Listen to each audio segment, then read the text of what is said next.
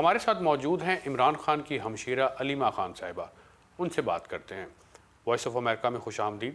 حالیہ انتخابی نتائج اور حکومت سازی پر عمران خان کی کیا رائے ہے؟ جو 8 فروری ہے اس کو جو جیتی ہوئی سیٹیں تھیں، رات کے 10:30 بجے سارا رزلٹ بند کیا گیا، اور پھر کھلے سرے عام سارے پاکستان کو پتہ ہے کہ ایک فارم 47 ہے وہ بھری گئی ہے، فارم 45 لوگوں کے ہاتھوں میں، اور ایک فارم 47 بھر کے انہوں نے کہا چھٹی کرو۔ کس کی چھٹی کرا رہے ہیں؟ عمران خان کا مینڈیٹ نہیں چوری ہوا، یہ جنہوں نے ووٹ ڈالا تھا، یہ آپ کا آئین کی اس سے بڑی خلاف ورزی نہیں ہو سکتی۔ ایک عام تاثر پایا جاتا ہے کہ آپ ریاست اور عمران خان کے درمیان مذاکرات کے لیے پل کا کردار ادا کر سکتی ہیں۔ ہمارا ایک ہی آبجیکٹو ہے، ہم نے اپنے بھائی کو جیل سے نکالنا ہے، اور ہمارا اس وقت سارا فوکس ان کے کیسز کے اوپر ہے۔ اور عمران خان نے آج تک مانگا ہی کچھ نہیں ہے کسی سے، انہوں نے تو آئینی جو ذمہ داری ہیں انہوں نے صرف یہی کہا تھا کہ یہ پوری کریں، فیئر اینڈ فری الیکشن کی، اور تو انہوں نے کچھ نہیں مانگا۔ نون لیگ وہ ہے جن کو 16 سے 17 سیٹیں ملی ہیں ٹوٹل پاکستان میں، اور اس کے اوپر ایک پرائم منسٹر اور ایک آپ نے چیف منسٹر بٹھا دیا۔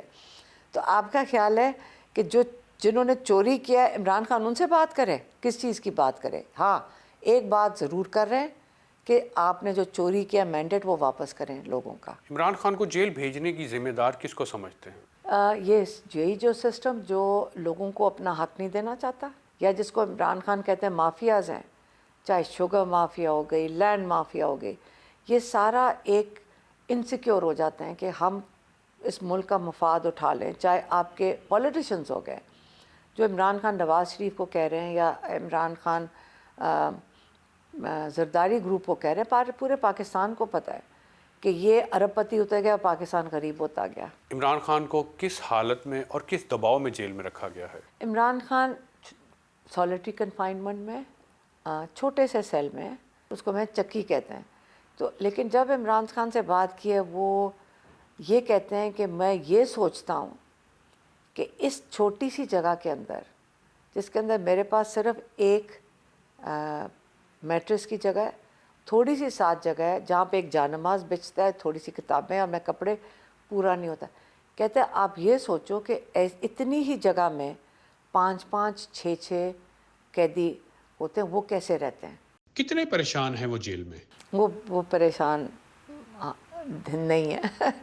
کیا عمران خان کو کوئی پچھتاوا ہے کہ اگر وہ اس وقت کی اسٹیبلشمنٹ کے اوپر تنقید نہ کرتے تو آج جیل میں نہ ہوتے؟ ان کو کسی چیز کا پچھتاوا نہیں ہے۔ اسٹیبلشمنٹ کا مجھے نہیں پتہ کیا مطلب ہوتا ہے اسٹیبلشمنٹ کا، لیکن ظلم کا نظام کون برداشت کرے گا؟ یہ پرانے زمانے کی ٹیکٹکس آپ اس زمانے میں استعمال کریں، یہ سوشل میڈیا کا زمانہ ہے، یہ یوتھ کا زمانہ ہے، اور یوتھ نہیں ایکسیپٹ کر رہی ہے۔ 9 مئی کے واقعات کی ذمہ دار آپ کس کو سمجھتی ہیں؟ عمران خان کہتے ہیں وہ ذمہ دار ہیں جنہوں نے ان 3 بلڈنگوں کے اوپر سے جو CCTV فوٹیج ہے وہ غائب کی ہے۔ ان سے پوچھ لیں، وہ نکال کے دکھا دیں۔ انہوں نے کہا تھا جو ذمہ دار ہے اس کو اریسٹ کر لیں۔ کیا آپ بہن بھائیوں کی کبھی سائفر کیس کے اوپر بات ہوئی ہے؟ اس سے بڑا تماشا، احمقانہ تماشا آپ نے نہیں دیکھا ہوگا جو سائفر کیس کے ساتھ ہم نے کورٹ میں دیکھا ہے، جو جج نے کیا ہے، جو جج نے ہمارے ساتھ آخری دن بدتمیزی کیا ہے، جو جلدی جلدی اس کو تھی ایک سینٹنس دینے کے لیے۔ ہم تو حیران تھے 10 سال کیسے دے دی۔ عمران خان ہنس کے کہتے میں تو خیال تک 15 سال دے گا، میں نے کہا ہمارا خیال تھا 20 سال دے گا۔ بشرا بی بی بھی جیل میں ہے، گھر کے جیل میں ہے، اور عمران خان بھی جیل میں ہے، اور ہم یہی دعا گو ہیں کہ اللہ تعالیٰ جو یہ کیسز چلا رہا ہے ان کا ختم ہوئے اور یہ پھر دونوں رہا ہو جائیں۔ وائس آف امریکہ کو ٹائم دینے کا بہت شکریہ۔